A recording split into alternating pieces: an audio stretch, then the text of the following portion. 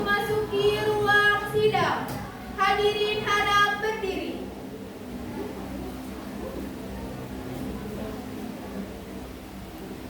Hadirin dipersilahkan duduk. Duduk, jangan main-main.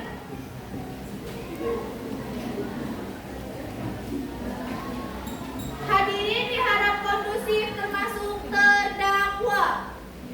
Yang mulia, saya mohon izin untuk membacakan catatan persidangan. Tolong terdakwa, jangan banyak tingkah.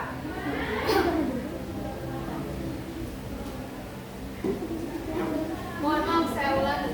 Yang mulia, saya mohon izin untuk membacakan catatan persidangan. Bolehlah.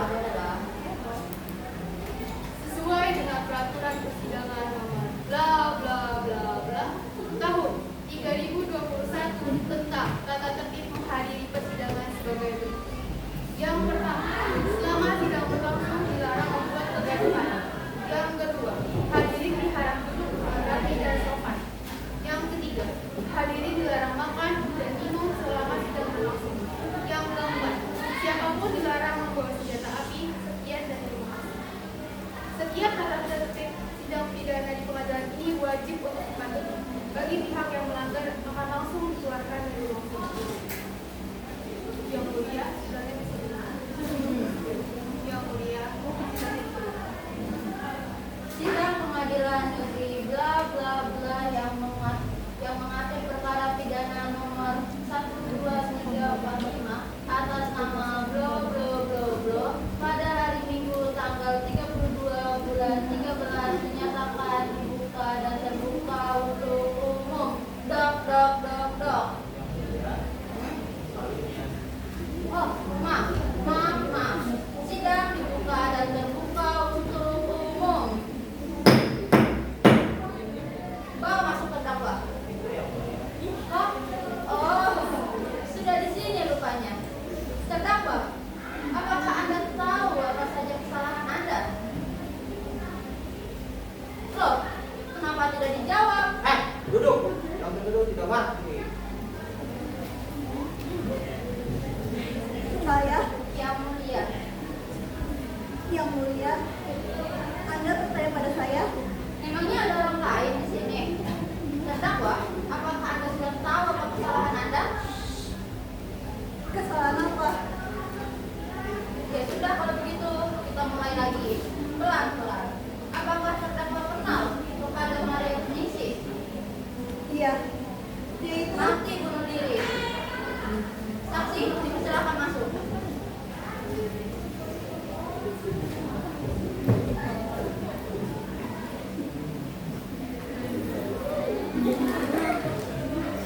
Setelah di PHK dari kantor demi penghematan biaya operasional dalam masa pandemi, saya bingung bagaimana cara menghidupi keluarga. Akhirnya keputusan yang saya ambil adalah bunuh diri agar keluarga saya bisa mendapatkan uang asuransi. Siapa penyebabnya? Siapa penyebabnya? saya. Tapi itu kan, Apakah Anda tahu yang terjadi pada keluarganya? iya, tahu.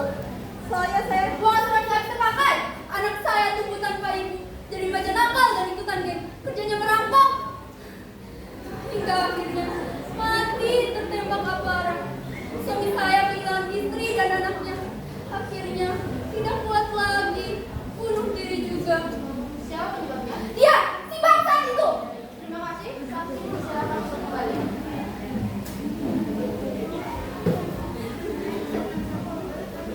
Terdakwa, apakah Anda mengakui penyebab kemarahan yang menimpa saksi Maria Ningsih adalah kesalahan terdakwa? tapi itu kan Mengakui atau tidak? Mengakui atau tidak?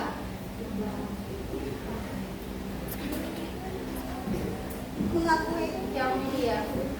mengakui. Yang mulia, Baiklah, kalau begitu kita lanjutkan. Apakah terdakwa kenal kepada Supriani Aminah? tahu. Tahu sekali. Saya Dia mati karena sakit. Tahu penyebabnya?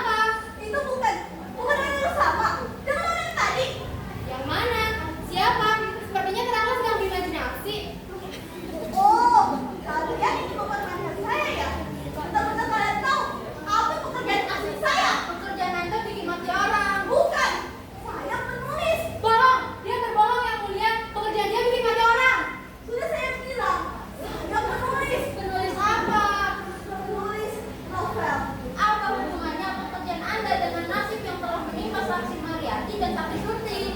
Mereka adalah tokoh-tokoh yang saya tulis di dalam cerita saya. Mereka bukan tokoh nyata. Mariati Ningsih adalah tokoh yang saya tulis di dalam novel saya. Askar Takor dan Sutriani Aminah adalah tokoh yang saya tulis di dalam novel saya juga. Bumi Manuskrip. Masa iya saya harus bertanggung jawab atas semua nasib tokoh-tokoh yang karangan saya? Ini bukan macam apa? Jangan bicara sembarangan, jangan menghina Mana pengadilan. mungkin tokoh-tokoh fiktif bisa menjadi kehidupan nyata? Kenapa Ini tidak bukan ada ada fiktif. Ini bukan ada fiktif. Ini bukan ada fiktif.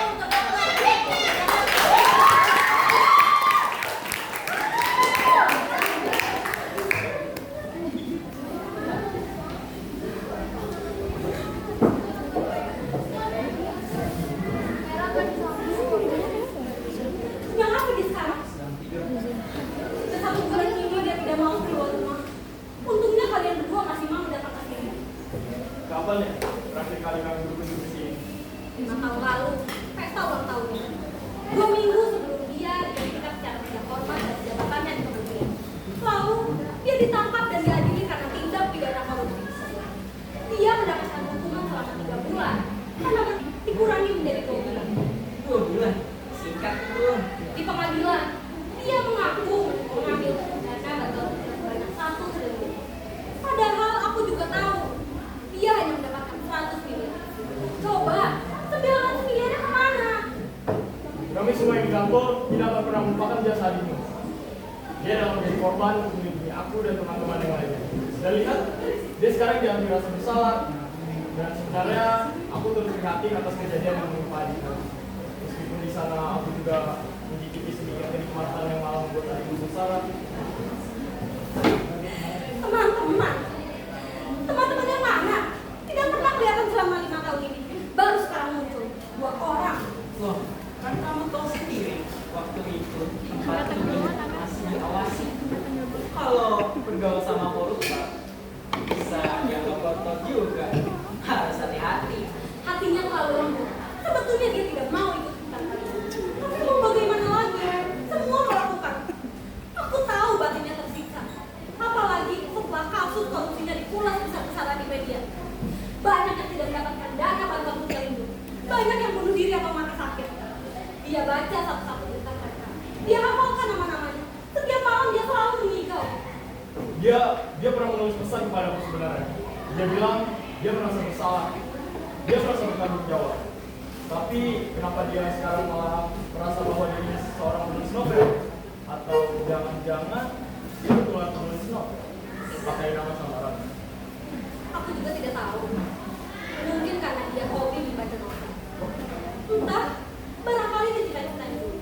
Tapi yang jelas, suatu hari, entah kapan, mendadak dia merasa bahwa dirinya adalah seorang penulis novel. Dia menganggap orang-orang yang mati akibat tindak pidana korupsi di masa lalu adalah tokoh-tokoh novel dalam karangannya. Mungkin itu semacam bentuk pelarian dari rasa bersalah. Cara dia menghadapi. Dan sejak saat itu, dia tidak pernah mengigau lagi. Tapi 2 bulan lalu, Dia balik lagi jadi seperti orang yang kejar-kejar setan penasaran. iya, aku juga tidak paham mengapa seperti itu. Mungkin dalam dunianya, meskipun sudah dijadikan tokoh imajiner, mereka masih bisa menuntut penulis bisa mendapatkan perlakuan yang tidak adil. Tokoh-tokoh yang kurang beruntung menuntut penulisnya. Ciptaan untuk pencipta, rakyat mengunggah penguasa.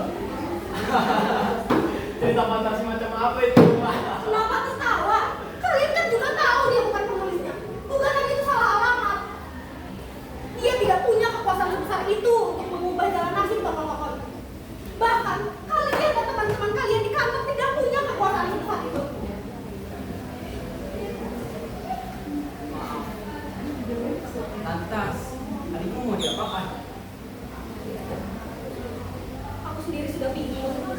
Sudah berapa banyak dokter dan psikiater yang kami datangi untuk konsultasi.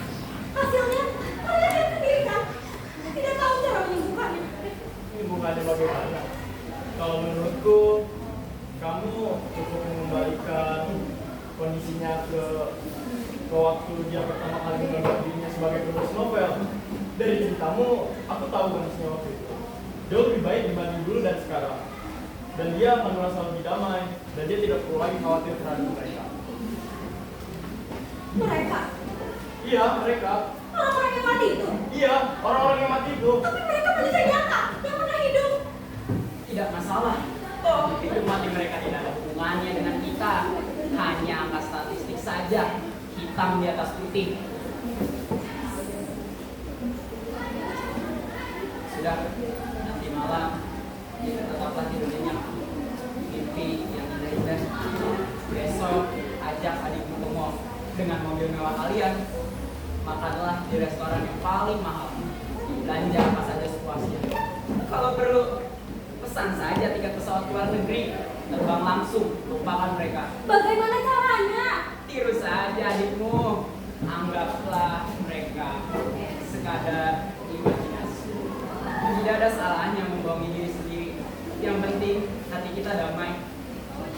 Oh, begitu. Kami pamit dulu, sudah malam.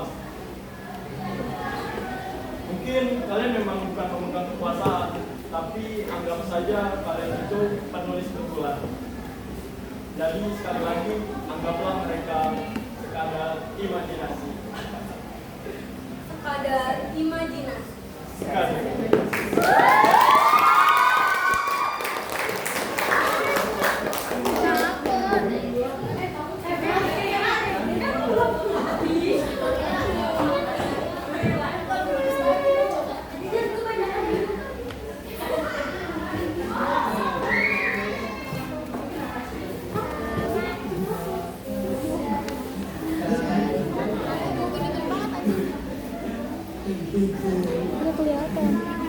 Dia kelihatan semua.